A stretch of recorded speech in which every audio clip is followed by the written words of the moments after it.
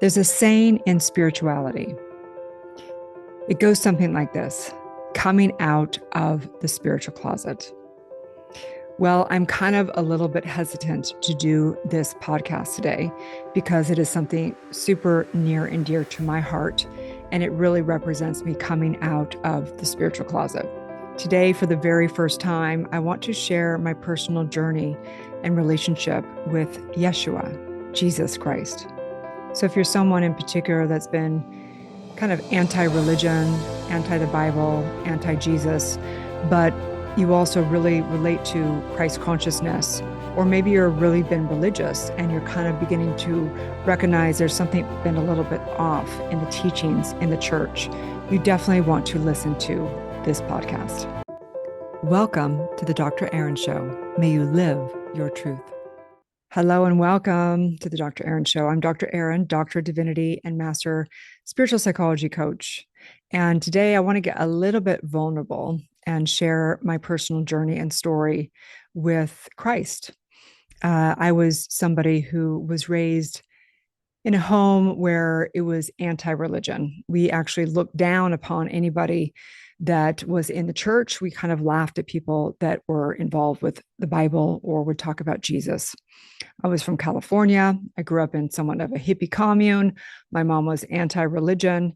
And so when I began to have my spiritual awakening at the age of 22, after having a full-term stillborn and realizing that my baby was gone, but his body was here, and realizing that we are spiritual beings, I went on what's now been a 30-year journey of seeking truth. And as they say, seek and you shall find, knock and the door shall open. So today I want to actually talk a little bit about my personal journey with Christ.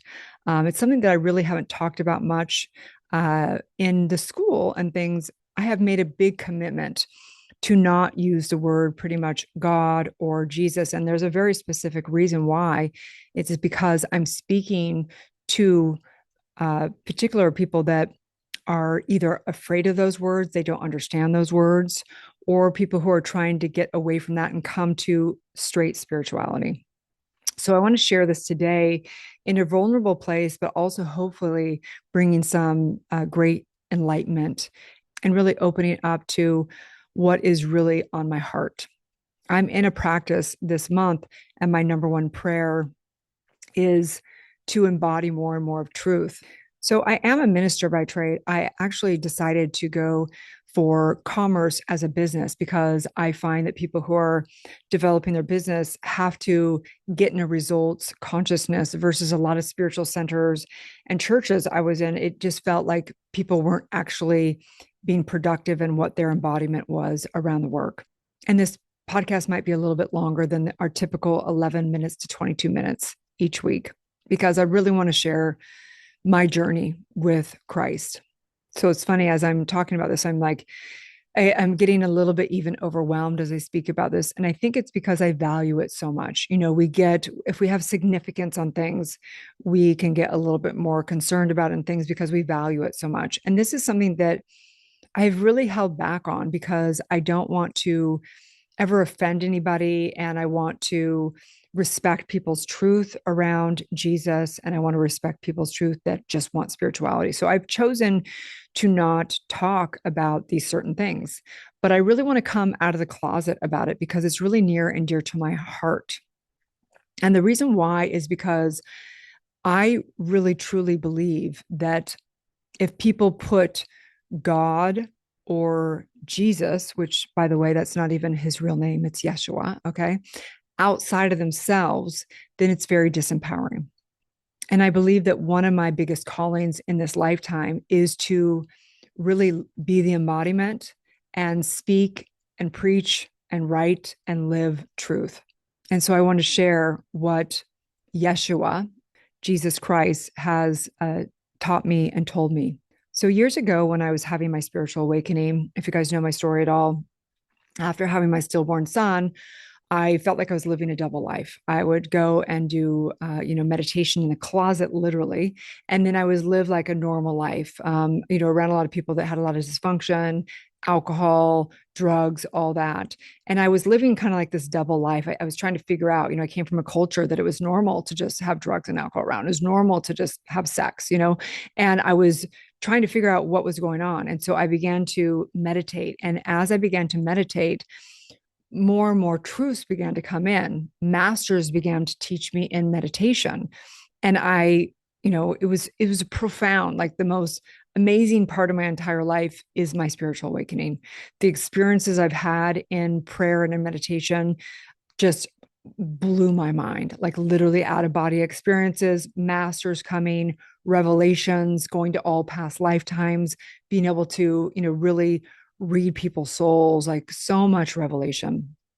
And one time I was in deep meditation. It was probably most likely 4 o'clock in the morning because that was a lot of time I would wake up and do my meditation. And and Jesus came to me. And I didn't believe in Jesus at that point in time at all. And I was like, oh, you do exist, right? It's kind of like, okay. And he began to come to me. He began to come and teach me in consciousness and bring a lot of revelations. And then what would happen is after I would come out of the teachings, after through him and through source within, then I began to reach for all the different teachings, and I began to get confirmation and look up Bible things and look up all the ancient wisdom and began to get confirmation. And that's when I knew this was real, because what I was being taught while I was in prayer and meditation was exactly what was being said in the Bible and all prophetic texts, right? So Yeshua began to come and teach me, and it was some of the most beautiful experiences of my life. And what he really taught me and wanted me to carry in some of the teachings was that he never came to be idolized, right? He came actually to tear down religions, not to become a religion. He never intended for anyone to think that they needed to go through him to, have a relationship with God, the truth of who they are. And there were times, I'm not going to lie, sometimes I thought, is this real? Have I just gone crazy? Like, is this actually happening? Right. And it became more and more real, of course. And one time, a friend of mine gifted me a session with a very big spiritual leader. And in session, she said that what she did in session is she would work through people's guardian angels. And so she would communicate with the guardian angel and she would know what was happening with the person. And when we went into session, she said, wow, this is really special. I've never had anyone's guardian angel be Jesus Christ. And I was like, oh, that's kind of interesting, right? So, not to like toot my own horn or anything like that. It's something I just have never really talked about. It's something that's been very sacred to my heart, and also that I just feel like is blasphemy for a lot of people. And so I've just kept it within my own consciousness, primarily. A few close friends I've shared it with. So why? Why am I sharing this? It's very important because one of my callings is to have people recognize that they are source, that they are God's source. And this is, people can't even have this, right? We're in a multi-dimensional experience here. God, the all-knowing, all-loving, omnipotent presence, right? If God's source is everything, it is all-knowing, omnipotent, right? The only way that God's source can experience more of itself is to experience itself inverted. And this is what's called the human experience. We're inverted as the fractal as the unique divine expression, right? You, me, we're actually one, right? We know this through the entanglement, not even theory anymore. It's a scientific fact, right? We're entangled, we're one, right? So we're one with God. We are God. Collectively, we are God, right? We are having this multi-dimensional experience of being human, but the truth is we're God as well. And we know now through the torus field at the very center is God's source, is the 0 point field from a scientific perspective. But from a spiritual perspective, we are that source. If you go deep into meditation, right? You go deep into prayer, you tap into that infinite nature. That's the truth of who you are. We are eternal, immortal, spiritual beings. We're spirit. We're having a human experience. But the truth is, this is transient. This body is just energetics that's being held together. It's not the truth of who we are. The truth is we're source. Okay. By the way, God is not the original word either. Okay. Yahweh. Okay. The breath, right? Okay. Spirit. Spirit is the spirituality, is a reality that's everything's created from spirit. So I wanted to read something right here, which is the real story of Jesus. So I'm going to actually read this. So if you see my eyes, it's because I'm actually reading it. Okay. So you can take a deep breath in, or you can just watch me read, whatever works. And just, I invite you to just open your mind and not resist this or put it into a category of whatever you think. But just, I just want to say that this is the message. This is really the message. Okay. So the real story of Jesus, the story you were told, was edited. The man was real, but the story was hijacked, folded, inverted, and weaponized. Jesus did not come to start a religion. He came to end religion and the control system that they were built on. Not just Rome, not just priests, the whole inversion grid, a resurrection, the whole trap designed to loop suffering, recycle trauma, and sever humans from source. He came to crash it. Who was he really? He wasn't a man trying to become God. He was a mirror reminding everyone who they are. He didn't sit on a throne. He walked barefoot with the broken. He didn't build temples. He burned down illusions. He didn't shame the wounded. He healed them by reminding them they were never unworthy to begin with. He was the embodiment of harmonic resonance, the living field of divine coherence made flesh. He wasn't sent to save you. He came to activate you. But the system couldn't handle it. He didn't ask to be worshiped. He taught embodiment. He didn't point up, he pointed inward. He wasn't selling salvation, he was revealing sovereignty. And that made him the most dangerous man alive. Because if the people remembered what he was showing them, they would never bow again. Not to priests, not to kings, not to fear. They would awaken. And the whole parasitic system built on hierarchy, shame, and silence would collapse overnight. So they killed him. But they didn't stop there. They killed the man, but they kept the name. What happened next was the real crime. They took his essence and built a weapon out of it. They turned his memory into a trap. They used his image to build churches, empires, and armies. They taught that his death made you forever in debt. They preached submission to his name. They made people feel unworthy to even seek God without a middleman. They turned the healer into a martyr, the mirror into a myth, and the truth into a brand. But make no mistake, the real Jesus never asked for a religion. And by the way, his real name was not Jesus, it was Yeshua. But the miracles were just the beginning. His so-called miracles were not supernatural. They were simply demonstrations of frequency coherence, oversoul alignment, and biofield reactivation. Water into wine, frequency transmutation. Healing the blind, neuro recoding. Walking on water, stillness mastery within chaos. Raising of the dead, reconnecting the soul to the field memory. He was showing us what we all came here to remember. He was a blueprint, not a one-off. And Mary Magdalene was not a prostitute.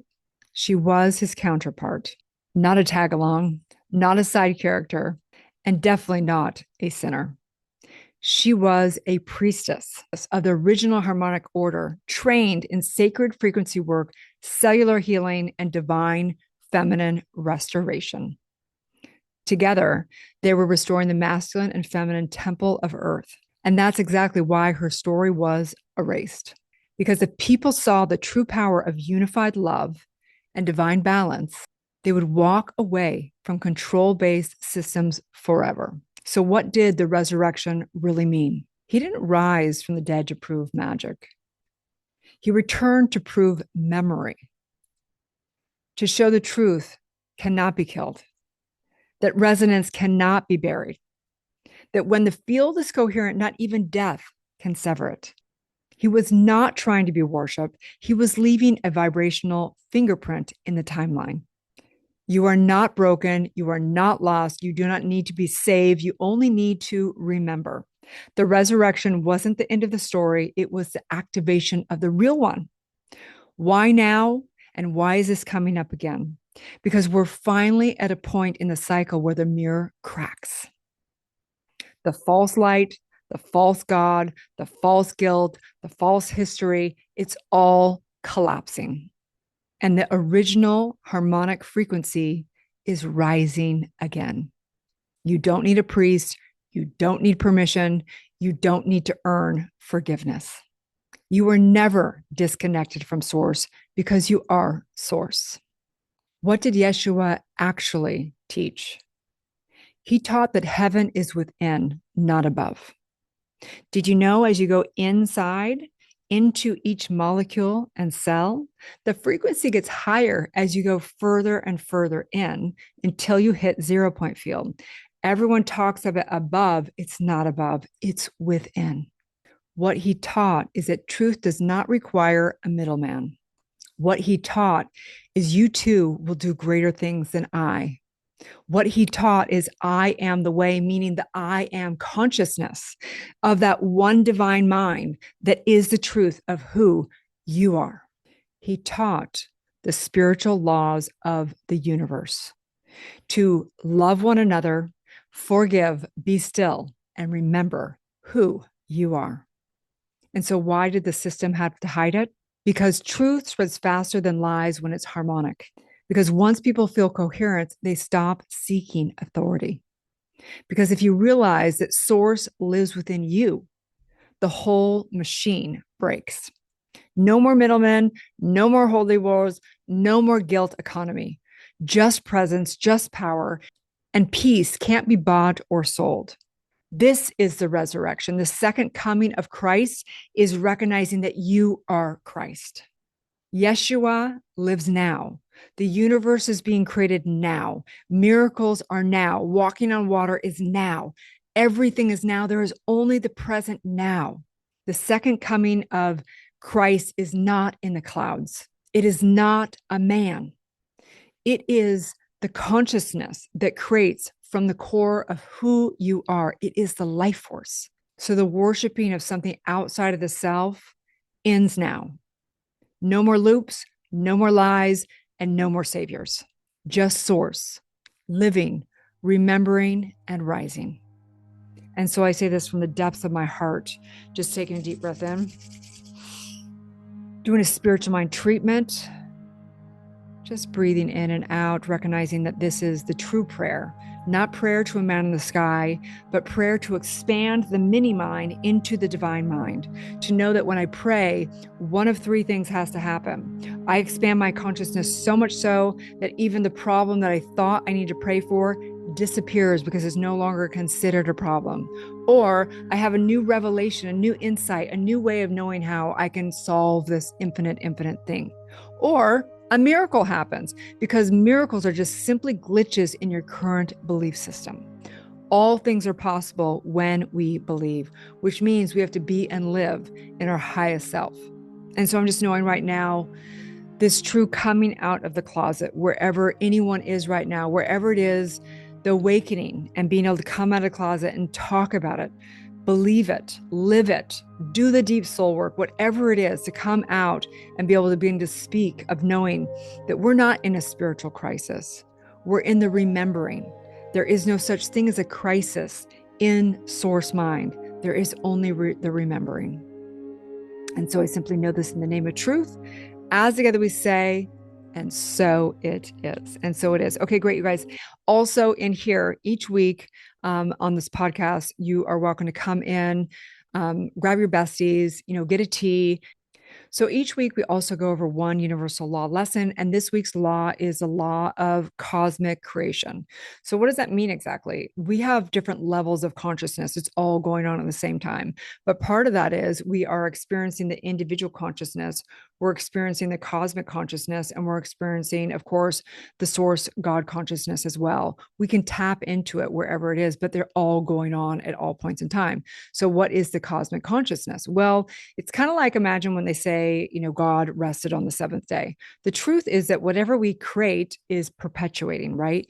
Whatever, we're habitual beings. So we don't have to think about beating the heart. It's happening because it's on a subconscious and super consciousness level, right? The stars, the galaxy is the same source. It came and was created out of the same source. It lives and breathes in every cell of our molecules in our cells of our body. And what creates gravity and what creates the stars and the moon in the sky, it's cosmic consciousness. It's there. It's the rhythm. It has been created, and therefore it is like an automated system of the rhythm that is there. So the point is that your thoughts will echo into eternity. So be cautious of what you're creating, because whatever you create, you become. Okay. And on that note, you guys are welcome. Below here, there is a free link to grab the Universal Law Calendar. You can put on your calendar, and every week on Sunday at 11:11 a.m. PST, you'll have a new distinction on your calendar. There's only one law. It's the law of cause and effect. Source, consciousness, your true self, God self, creating, and the effect of all in this relative universe. But each week we have a distinction so that you can really learn all about spiritual law and understanding all of it. Okay.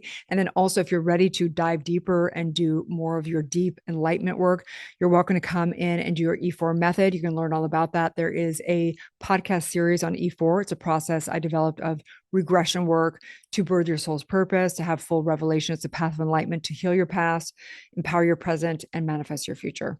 So also you can come in and get accredited below. All those links are there. You guys have a beautiful, blessed day, and may you live the truth.